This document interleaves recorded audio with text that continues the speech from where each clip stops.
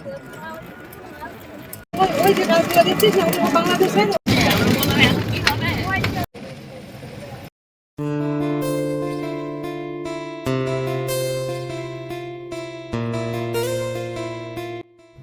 বন্ধুরা, মিষ্টি ডেইলি ব্লগে আপনাদের প্রত্যেকে স্বাগত। আশা করি সবাই সুস্থ আছেন, ভালো আছেন। বন্ধুরা দেখুন, আমরা তাড়াহুড়ো করে রেডি হয়ে নিচ্ছি একটু ঘুরতে যাওয়ার উদ্দেশ্যে। আর খাওয়া দাওয়া প্রায় সবারই কমপ্লিট। এইদিকে বোনও কিন্তু রেডি হয়ে গেছে যাওয়ার জন্য। বন্ধুরা, আজকে আমার জন্য একটা বিশেষ দিন। কারণ জানেন, আমার ছোটোবেলার একটা স্বপ্ন ছিল, সেটা আজ পূরণ হতে চলেছে। আমি ভাবতেই পারিনি হট করে কোনো দিন এই স্বপ্নটা যে তাড়াতাড়ি পূরণ হবে। দেখুন, আমরা টোটো করে ঝটপট বেরিয়ে পড়েছি ঘুরতে। আর এদিকে দেখুন, আমরা কিন্তু সবাই মিলে একসাথেই যাচ্ছি, একটা টোটোতেই। আর আমার মেয়েকে দেখুন, টোটোর তালে তালে সেও কিন্তু মাথা দোলাতে শুরু করেছে। সেও বেশ খুবই খুশি।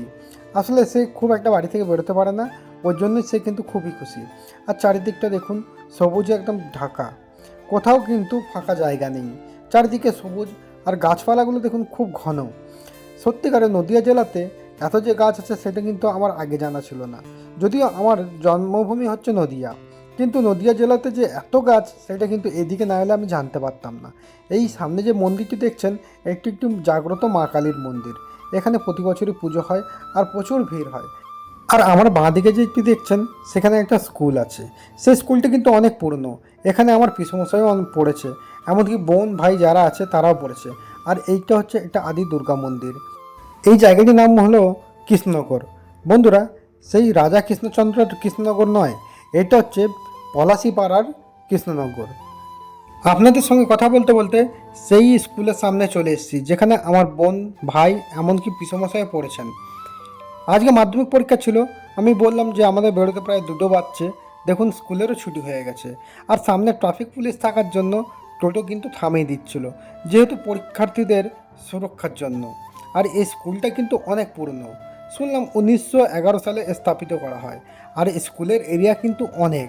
আর এই দেখুন, সিভিক ভলেন্টিয়ার কিন্তু ভিডিও বানাচ্ছিলাম, তারাও কিন্তু আমাদের দিকে তাকিয়ে তাকিয়ে দেখছিল। আর স্কুলের দেওয়ালটি রং করা হয়েছে।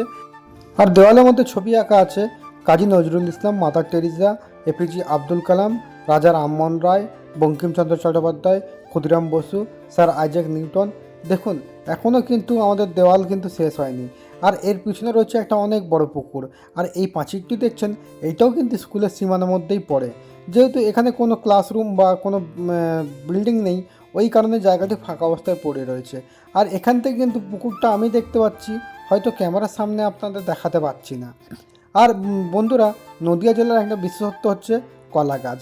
আমরা জানতাম যে চন্দননগর কলার জন্য বিখ্যাত, কিন্তু বন্ধুরা বর্তমান দিনে কিন্তু কথাটি পুরোপুরি ভুল।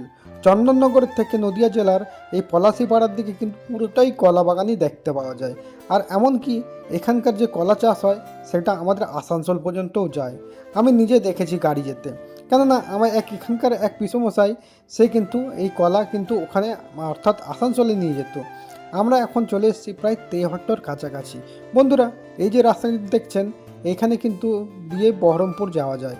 অর্থাৎ আমি যে জায়গায় আছি সেটা কিন্তু এখন মুর্শিদাবাদ আর নদিয়ার বর্ডার।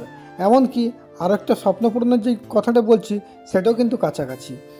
আজকে হাটের দিন, তাই হাট বসেছে। আর আশেপাশে দেখছেন কাঠের গুঁড়ি পড়ে আছে, অর্থাৎ এখানে কাঠ মিলও প্রচুর রয়েছে। আর এই কাঠগুলো কিন্তু কাস্টমারের পছন্দ অনুসারে দেওয়া হয়, আপনি যেটা নেবেন সেটাই দেবে। আর এই দেখুন কলা গাছগুলো, প্রত্যেকটা কলা গাছ কিন্তু কলা রয়েছে, আর মোচাও ঝুলছে। আমার তো খুবই লোভ লাগছিল, যেহেতু আমাদের ওখানে এইসব কলা গাছ নেই। আর চারদিক সবুজ, আপনারা হয়তো দেখতে পাচ্ছেন। অথবা কেউ যদি নদিয়া জেলার এই করিমপুর অথবা পলাশিপাড়ার দিকে আসেন, তখন তারা হয়তো দেখেছেন। সেটা কিন্তু আমি ক্যামেরার মাধ্যমে তুলে ধরতে পারছি না। যদি ড্রোন থাকতো তাহলে আপনাদের নিশ্চয়ই দেখাতাম যে কত দূর কলা বাগান রয়েছে। বন্ধুরা, এখন আমরা কিন্তু এগিয়ে চলেছি তেহট্টর দিকে। এখান থেকে তেহট্ট মাত্র আর 13 কিলোমিটার। এইটা হচ্ছে এমন জায়গা যেখানে পলাশিপাড়াও কাছে, আবার আপনার মুর্শিদাবাদও কাছে, এমনকি যে স্বপ্নপূরণের কথা বললাম সেটা কিন্তু আরও কাছে। এখন চলে এসেছি তেহট্টর কাছাকাছি একটা স্কুলে। এই স্কুলেও কিন্তু মাধ্যমিক পরীক্ষা চলছে মনে হলো, যেহেতু ছাত্ররা বেরোতে দেখলাম। এখন বাজছে প্রায় 2:30। মাঝখানে একটি দোকানে দাঁড়িয়ে আমরা চা জলখাবার খেয়ে নিলাম। যদিও চাটা আমি খেলাম, বাকিরা কেউ খেলো না। এবার চলে এসেছি দেখুন একটা জাংশন এরিয়া, অর্থাৎ তেমাথা মোড়ে। এখান থেকে ডান দিকে টার্ন নিতে হবে, আর ডান দিকে টার্ন নিতেই বাঁ হাতে দেখলাম একটা মন্দির। এটা হচ্ছে ছিন্নমস্তকা মন্দির। এখানে নাকি খুব জাগ্রত আর প্রচুর ভিড় হয় পুজোর সময়। তাই আমরা দূর থেকে প্রণাম করে নিলাম। দেখুন স্কুলের বাচ্চারাও কিন্তু প্রণাম করতে ঢুকেছিল। এখন আমরা চলে যাচ্ছি বুড়িপোতা গ্রামের কাছাকাছি। বন্ধুরা, এই বুড়িপোতা গ্রামটা কিন্তু আমাদের ভারতে নয়, বাংলাদেশে। হ্যাঁ বন্ধুরা, আজকে আমি বাংলাদেশ বর্ডারের কাছাকাছি চলে এসেছি। এই বুড়িপোতা গ্রামটাই হচ্ছে বাংলাদেশের মধ্যে। আর এইখানে দেখুন একটা বিএসএফ ক্যাম্প তৈরি হচ্ছে। অনেক পুরনো যদিও, কিন্তু নতুন করে আবার সাজাচ্ছে। দেখতেও খুব সুন্দর লাগছিল জওয়ানদের। আমরা এখন কাছাকাছি চলে এসেছি পুরো একদম বর্ডার এরিয়ায়। দূর থেকেই কিন্তু বুঝতে পারছি যে বর্ডার চলে এসেছি, কেন ফাঁকা এরিয়া। কিন্তু এই বর্ডারের পাশে কিন্তু ভারতের মধ্যে একটা গ্রামও রয়েছে, মানে বর্ডার এরিয়ায় যে গ্রামগুলো থাকে। দেখুন চারদিকটা সবুজ, ঘন সবুজ, শুধু সবুজ নয়। আর দূর থেকে কিন্তু আমরা ক্যাম্প দেখতে পাচ্ছি। এটা হচ্ছে ইন্ডিয়ান বিএসএফ ক্যাম্প। যদিও এগুলোতে ক্যামেরা করা নিষিদ্ধ, তাই দূর থেকেই করা হয়েছে, কেননা এখান থেকে জওয়ানরা কিন্তু বকবেন। আর আমরা কিন্তু এখন একদম বর্ডার এরিয়ার কাছাকাছি চলে এসেছি। এখানে কিন্তু ভিডিওগ্রাফি করা কিন্তু অ্যালাউ নেই, তাও কোনো রকমের লুকিয়ে লুকিয়ে করেছি। আর জওয়ানদের ছবি তো নেওয়াই যাবে না। আর দেখুন এই গ্রামটির নাম হচ্ছে সাহাপুর। সামনেই কিন্তু জওয়ানরা দাঁড়িয়ে আছে, তাই ক্যামেরাটা অফ করতে হলো। আর এই দেখুন এইখানে একটা গেট আছে, গেট নাম্বার কিন্তু 54। যেই মানুষগুলো দেখছেন তারা কিন্তু ভারতে, তারা চাষাবাদ করতে যায় বাংলাদেশে।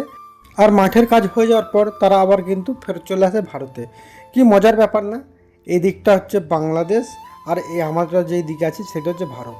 ভাবুন তো একবার, এই ভারতের লোকের জমি কিন্তু বাংলাদেশে রয়ে গেছে।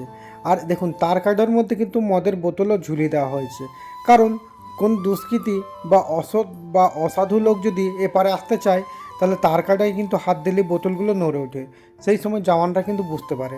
আর এই দিকে যে তার কাটা দেখছেন, সেটা কিন্তু ওভারকাম, অর্থাৎ ওপর দিয়ে বেরিয়ে আসা যাবে না, অনেকটা উঁচু। আর মাঝে মাঝে জওয়ানরা থাকার জন্য ভিডিও কিন্তু অফ করছি। আর ওই দেখুন লোকগুলো কিন্তু চাষ করছে, আমরা কিন্তু দেখতে পাচ্ছি। যেহেতু রানিং অবস্থায় এখানে কিন্তু দাঁড়াতে দিচ্ছে না টোটো, তাই রানিং অবস্থায় ভিডিওগ্রাফিটা করছি। ওই দেখুন একটা লোককে কিন্তু দেখা যাচ্ছে চাষ করতে, তারা কিন্তু ভারতের লোক। আর এই গ্রামটি যে দেখছেন সামনে, সেটা হচ্ছে বুড়িপোতা গ্রাম। বুড়িপোতা এটা কিন্তু আপনার বাংলাদেশের মধ্যে পড়ে। আর জওয়ানরা কিন্তু আমাদের প্রায় আটকাচ্ছে, আমাদের অ্যালাউ করছে না ওই দিকে যেতে দিতে। তাই আমরা আবার রিটার্ন চলে যাচ্ছি, কারণ বর্ডার এরিয়া তো যে কোনো সময় সমস্যা হতেই পারে। শুনলাম 3 দিন আগে কোন এক মহিলা দুষ্কৃতীকে বিএসএফ গুলি করে, আর সেই মহিলাটি সেখানেই মারা যায়। তার কাছে হয়তো অন্য কিছু পাওয়া গেছে কিনা সেই বিষয়ে কৌতূহল আছে, কারণ গ্রামের লোক কিন্তু তা বলতে পারছে না। এদিকে বর্ডারটি কিন্তু খুবই শান্তপ্রিয়, কোনো ঝামেলা নেই। একবারের জন্য বুঝতে পারছি না যে আমরা বাংলাদেশ বর্ডারের কাছে আছি। আর এই দেখুন এইদিকে ফৌজিবাবু কিন্তু দুটো অ্যালসেশিয়ানকে নিয়ে কিন্তু ঘোরাঘুরি করছে। আমাদের তো খুবই ভয় হচ্ছিল।